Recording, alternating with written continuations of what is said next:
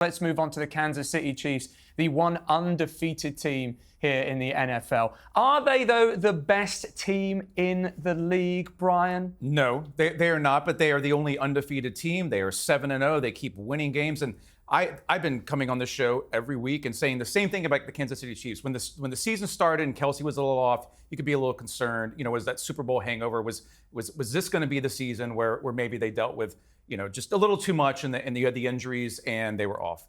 They keep winning games. And this is basically what the Chiefs did last year, right? They had wide receiver issues. They had injury issues. They were being questioned. At one point, we were saying the Eagles are the best team. The 49ers are the best team. The Kansas City Chiefs just keep winning games. Even when Patrick Mahomes is not the best quarterback in the NFL, even when the offense is off and the defense is having to carry them, I still would not bet against Kansas City right now, especially when they're 7-0. They're going to have home field advantage. They have a bye. This is just what the Chiefs do.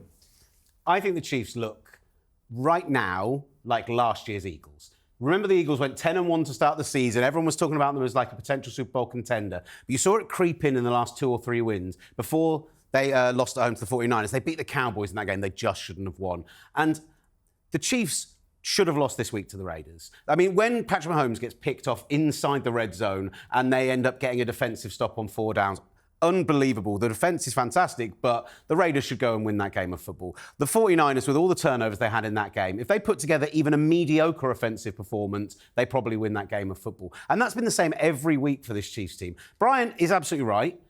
There is something to admire in a team that aren't playing well who can still go and get the wins. And the difference between them and this Eagles team, they've got Andy Reid instead of Nick Sirianni. They've got Steve Spagnuolo. They've got Patrick Mahomes. All of those are reasons to believe in them. But I've just watched and followed this league for too long to think if they don't fix that in the next 4 or 5 weeks, this idea that, it's all about January, it's all about February for them, they're going to run into a team in January who have already figured it out, and they're going to suddenly find all of those issues that teams weren't able to pick apart.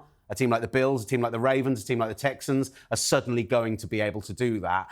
Right now, my vibe with the Chiefs is that they're going to get to the divisional round, the conference championship, but they won't make the Super Bowl. Yeah, but there's almost this sort of inevitability, I suppose, when you're used to the Kansas City Chiefs winning over the last few years. It's almost, and we've seen it before. We saw it last year. They don't have to play well. They win. That's how it kind of feels, I think, when you're an NFL fan. Anyway, you're just used to the Kansas City Chiefs winning, even if they're not playing well. Look, last week, I apologise to Phoebe. Last week, I had a bit of a rant about the New York Giants. I will not be doing it this time, but I might have a rant on how much we've heard the following words. National Tight End Day. I mean, please. Let's go. Come on. It's all you hear about. Turn on the telly on a Sunday, and that's all you hear. We do have to talk about Travis Kelce, though. Touchdown. Good to see him firing, I suppose. Yeah, it's really important to be able to be starting to get that ball rolling with him, right? We talked about how few touches he's had this entire season. Now, we go back to the overall question, are the Chiefs good? They're consistent, and they're consistently getting better, and they always find ways to adjust. To Will's point, they have the coaches there. So you look at a team last week who were predominantly attacking you with all of their tight ends, not even just Kelce. But when you then bring in D-Hop, who's able to take away some of that attention, that's what opens it up, right? They had all these receivers they had wanted that got injured, the running game, there were all these injuries to all these guys. So now D-Hop's helping Kelce get those touches that he needs so badly. And this is where they do well. This is where they start to build, and then you get a bye week, and they do well off of that DeAndre Hopkins addition could emphasis on could be huge for this team. He's been off in recent seasons, but I covered Hopkins for years. What's he had to play for? Well, that's what I'm saying. And what's he had to play with? Will Levis, He even basically said in his first press conference, this is the first time I'm playing competitive football I'm playing for 2 meaningful years. football for some years. I covered Hopkins from the time he was drafted as a rookie, and for about a 5-year period, he was becoming one of the best receivers in the NFL. Incredible hands, great route runner. He actually does not have great separation. He creates that separation because he's such a great route runner. He's played in big playoff games before. He's had a lot of frustration, a lot of disappointment. He is exactly what they need when you have all these injuries and you pair him with Travis Kelce. He has something to prove. He needs to remind the NFL, hey, at one point, not that long ago, I was the highest paid receiver. I was one of the best receivers in the NFL, and I can still be that. And who's throwing him the ball? Patrick Mahomes. Well, you mentioned Patrick Mahomes as well, the fastest player to reach 30,000 passing yards. Do we sleep on Patrick Mahomes to an extent? Because, I know it sounds ridiculous. I know it sounds ridiculous. No, we do not sleep on Patrick Mahomes. I know it sounds ridiculous, right. but bear with me. I think that people are now used to Patrick Mahomes. People are now used to... Right. Excuse Jay, me. Patrick Mahomes. He's the host now. Patrick Mahomes is not a top 10 quarterback in the league this season. Not even close. If Patrick Mahomes, if you had anyone like CJ Stroud, Brock Purdy, all these other kind of... CJ Stroud's not really a top 10 Okay, quarterback right now either. But I think he's the difference between the Texans being great and not. He is actually carrying them. What you're seeing with Patrick Mahomes is 2 or 3 times a game, and the 49ers, he had that unbelievable scramble down the left-hand side. Twice in this game, he had throws that were just almost no one else in the league is making. But down to down, he's not the reason they're winning games of football.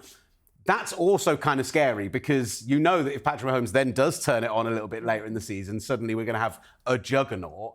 But the difference between if it was Purdy or Stroud or even Allen, someone like that, is that if he was the lowest in ADOT, in average depth of target, the lowest in yards per completion, if he was relying on yards after the catch, if all of those things were true of any of those other quarterbacks, everyone would be talking about, oh, is this already done? Like, everyone would be there'd be whispers that they were over the hill, that they weren't good enough anymore, that they were going to fail. No one has said a negative word about Patrick Mahomes anywhere because he is the golden child. He deserves to be the golden child. I love watching Patrick Mahomes play football. I just think, the idea that we sleep on him, I think it's the opposite. I think he can do literally no wrong.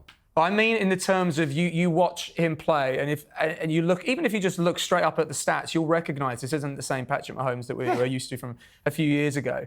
But what you're saying is, well, he might not be, but people are still giving him that credit. Yeah, exactly. And the reason I have to caveat it, and I'm going to keep caveating with the Chiefs, because if I just out and out say they're not a good football team anymore, then you know. Breaking news. Like last year, their offense had such a down year, but managed to turn it on when it mattered, and their defense carried them. This year, their offense is worse than last year and more injured than last year, and yet everyone still believes that eventually they will turn it on. That's a credit to Patrick Mahomes, but also it does kind of show that there's a little bit of media kind of lean towards.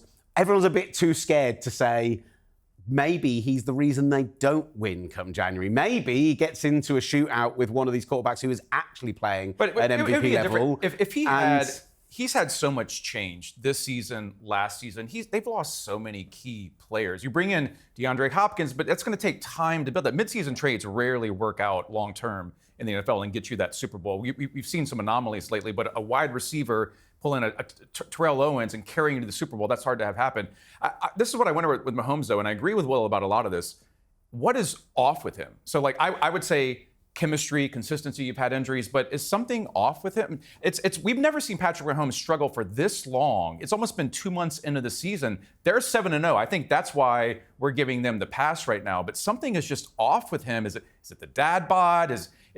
We joke about Travis Kelce, his being distracted off the field. But with Patrick Mahomes, he's so focused, he's so committed, he wants to win. He's just not playing that well.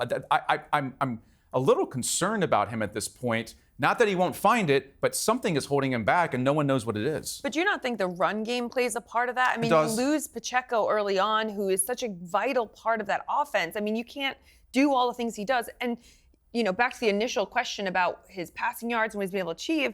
I mean, when he came into the league, defenses were playing him so different. Now everyone plays a cover 2, forces him to throw it short all the time. So he's had to evolve over these years.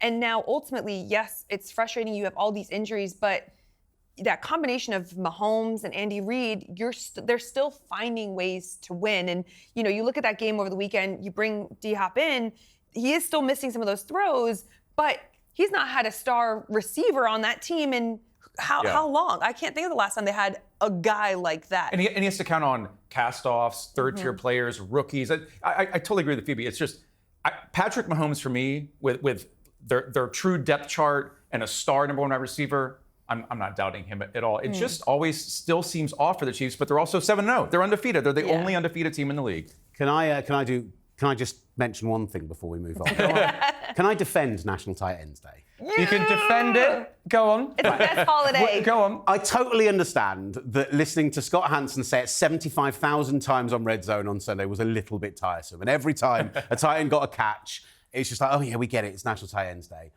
But after you had the great tight ends of kind of the 90s and noughties, the Tony Gonzalez's, the Antonio Gates, etc., tight end became a bit of an unsung position for a while. I love tight end because a little bit like a fullback, do it all guys. They're in there blocking, they're working their arse off, and they're also making the spectacular plays. Rob Gronkowski dragged that position into the modern era, and then now we have Travis Kelce and George Kittle to a lesser extent. So George Kittle invents this day because he's like, oh, it's a bit of fun. He's taking the mick. I'm going to call this National Tight Ends Day. And everyone has caught on to it so much that this Sunday there were 16 tight end touchdowns. In the first 4 weeks of the season, there were 13 tight end touchdowns over the 4 weeks. There were 177 receptions. That's the most in league history in a single day for tight ends. So they've highlighted the position as a bit of fun, and then every offensive coordinator in the league has gone, well, it's National Tight Ends Day. We're probably going to have to throw to tight ends all day. I just want that's what I loved about it. I'm like, the teams have even bought into it, and tight ends are getting their day in the sun, and I love it. Yeah, well, I just want National Long Snapper Day, man. That's all I want. We got National Long Snapper Day here in London with Cole Kmet, but it had to take a tight end to do it.